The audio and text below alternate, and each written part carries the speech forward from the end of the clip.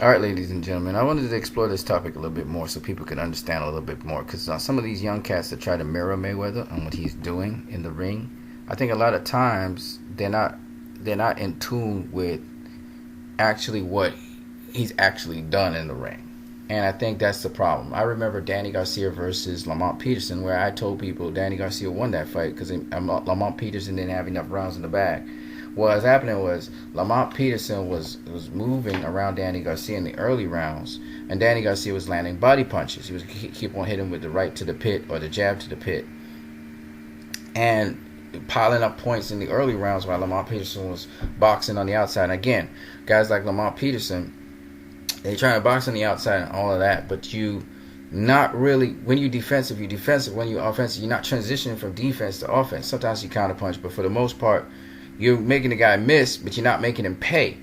And this is something that a lot of people don't understand. So I'm going to use an example and using punch stats. Unfortunately, I have to use punch stats. Punch stats are not reliable, but it'll get a big guide to show you what I'm talking about. Where that's why we talk about you can't just be a defensive fighter. You have to have defense and offense. This is what Paulie Malignaggi be talking about. So I want to give you guys a little schoolwork here. Because I remember Lamont Peterson saying, well, this Floyd Mayweather does it, but he gets away with it. No. It's not like that. You gotta make them miss and make them pay. And that's the problem.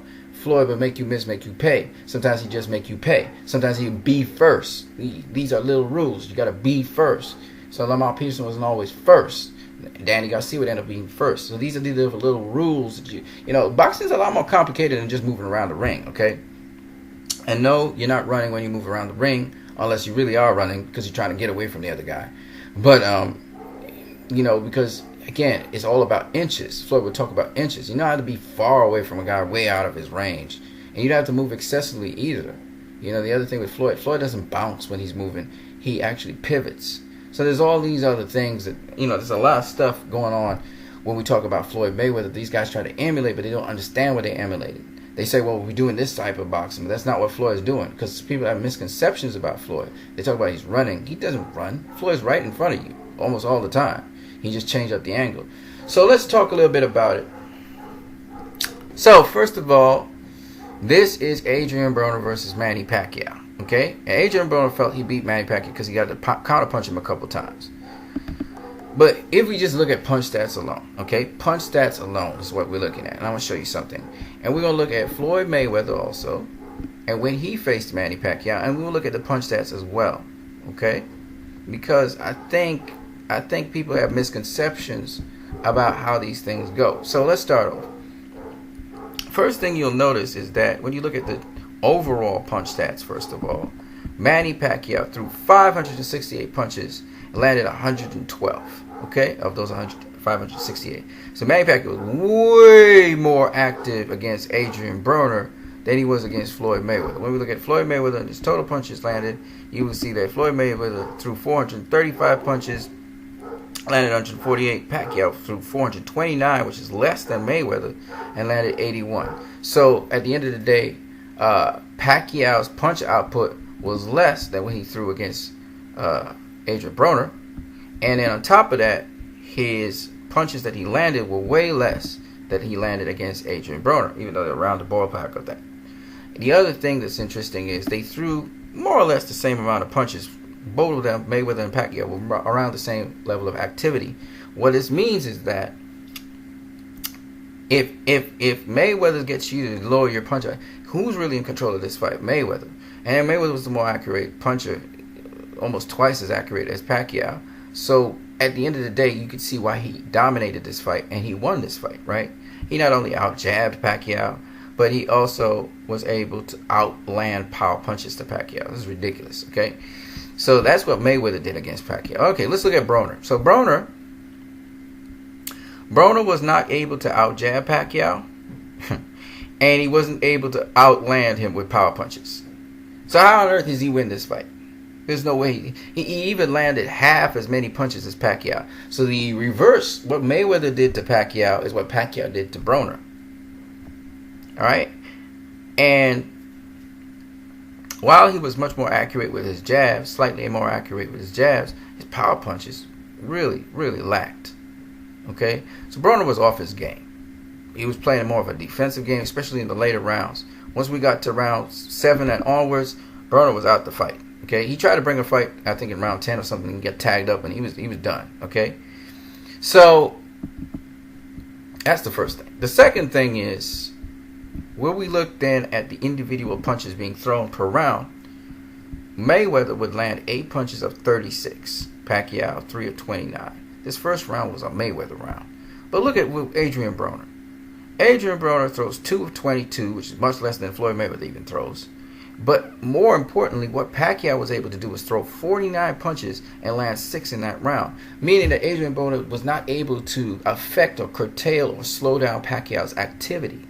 And that's a key point when you're fighting. If I want to impose my will on you, then I got to affect your activity. And Adrian Broner failed to do that. And so therefore, throughout the fight, Pacquiao was throwing like 48, 66, 39, 55, 49, 69, 36, 52, 35, 38, 32 punches per round. You should not be even throwing anything near that. Okay? Against Mayweather, this is what Pacquiao was throwing. He first threw 29 punches, then 44, 35, 50. He threw 50 in round 4. That was the round he hurt Floyd Mayweather in. Ended up in round 5 throwing 17. Round 6 he was able to throw 52 because that was the round again he hurt Floyd Mayweather in. After that, 30, 27. He threw 40 here. 39, that's not bad. 37 and 29. So you can see that Pacquiao, he never got past, on average, he threw like 30-something punches per round. Okay? Which is about the same thing Floyd Mayweather threw, which is why they end up with around about the same punch stats. In the case of Broner versus Pacquiao, Broner ends up he's throwing like on average 20-something punches per round, maybe 20, 26, 27 punches per round. That's ridiculously low. Okay? And what's Pacquiao on average throwing? Like 50 punches per round. It's a lot of punches, as you can see here. Okay? So, at the end of the day, you're throwing those many punches. You're way more active than the other fighter. You just win based on activity. But then, on top of that, accuracy. He's landing a lot more. Okay, he's even more accurate than Broner for most of the fight. I mean, Broner has a good bit, a little more accurate in round 4, and in round 6, he's slightly more accurate. But after that, after his rally in round 10, he's not. Pacquiao's the more accurate fighter throughout the fight. He's the more active fighter throughout the fight. He's the guy that hurt Broner in round 7. All right, he hurt him in round 7, I think it was. That's why he has 69 punches. But all you got to do is look at the punch stats where they're high, and you know he hurt Broner. He hit him in round 5. He hurt him in round 3. Okay, and of course he dominated the later rounds. So in round 9, he had a nice little stint coming down to the end, and in round 12 he hurt him as well. So I'm just saying, Pacquiao definitely dominated. Just based on the punch stats here, it's showing a trend, which did not happen when Pacquiao faced Mayweather. It just didn't happen. Okay, he had a good time in round 4 and in round 6, but that was it. After that, nothing else for Pacquiao, right? Yeah, he had a little something in round 3 too. But when you look at Mayweather, Mayweather just dominated him. Okay, we know what happened in round 11. He just dominated him. Okay, it's like landing twice, more than twice, almost 3 times as much as Pacquiao in round 11. Okay, so these are the kinds of things you look at in punch stats, and I think these younger fighters don't understand. There's a lot more to boxing than what Floyd is doing. He's not just a stick and move fighter. I keep on telling people this over and over again. He's not a stick and move fighter. All right, you catch him in the corner, yeah, he's going to get out of the corner. He's going to also make you look stupid, and then he's going to counterpunch you. He makes sure you pay. You offload all your entourage. You fire off all your shots. You know, and you waste all your energy, and then he comes back and he taxes you, and he strategically makes you pay in certain areas. He'll hit you to the stomach. He'll hit you to the body. You know, he'll hit you to your breadbasket. Then he'll come up top and hit you to the head, just to let you know you missed me a lot, and then now I'm going to make you pay for that. And if you show any sign of weakness, I'm going to crash you. I'm going to make you pay big time. And that's the thing with Floyd. So that never happened with Adrian Broner. He was trying to react and counterpunch. Lamont Peterson, he wasn't close enough because he's not working in inches. He wasn't close enough in range to make Danny Garcia in the earlier rounds pay. So he was just kind of dancing around, wasting a lot of energy, you know. And he should have been closer to Danny Garcia. He's trying to dance in and out, in and out. Floyd don't do it in and out. Floyd don't do in and outs. Floyd stay right in the pocket, right in the kitchen sink, right with you. Mix it up with you. You missing. You just hitting nothing but air. He'll bump you with the shoulder, and then he catch you with something. Add it to the body or to the head. Right? He counterpunch you with the right hand. Especially if you're southpaw. And these are the kinds of things that people don't understand. Floyd is not your typical kind of boxer. He's not a stick and move fighter. And a lot of these guys think, oh, well, I'm just going to stick and move this guy, and I got him. Nope, don't work like that. Plus, you got to have range. You got to be within range to be able to counterpunch a dude. And you have to be able to do that. You set that up early in the fight. So, like, Floyd came out early in the fight and started attacking Pacquiao from round one. Okay? Something Adrian Broner didn't do. He let Pacquiao come to him and made Pacquiao chase him down a bit. And you can do that too, but you have to land something. So when you look in the first round with Pacquiao versus Broner, Broner lands nothing. 2 punches. Pacquiao lands 6. Okay? You can't win a fight starting off a fight like that. Okay? Look at Floyd versus Pacquiao here. Floyd's landing 8. Pacquiao's landing 3. That's twice what Pacquiao landed. Because Floyd decided, I'm going to make these punches count. I'm going to make sure you in line. I'm not going to let you get into your game. And he never lets him. In round 2, again, almost double. Round 3, triple. Round 4, this is where Pacquiao gets his shots in, so he gets that round. Floyd comes right back and stifles him and gives him a thrashing. Like almost 4 times as many punches he lands on Pacquiao than Pacquiao lands on him. Chases him down the ring, if you do remember. Was walking him down, okay? And it's just to let him know. Round 6, even though Pacquiao wins that round, Floyd's the one that lands the most punches. And is the most accurate. Okay, round 7. You think it was enough? Floyd picks up where he left off in round 6.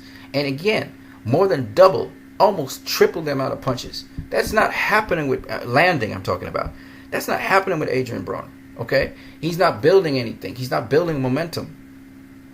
And that's the difference in when you talk about Floyd versus other fighters.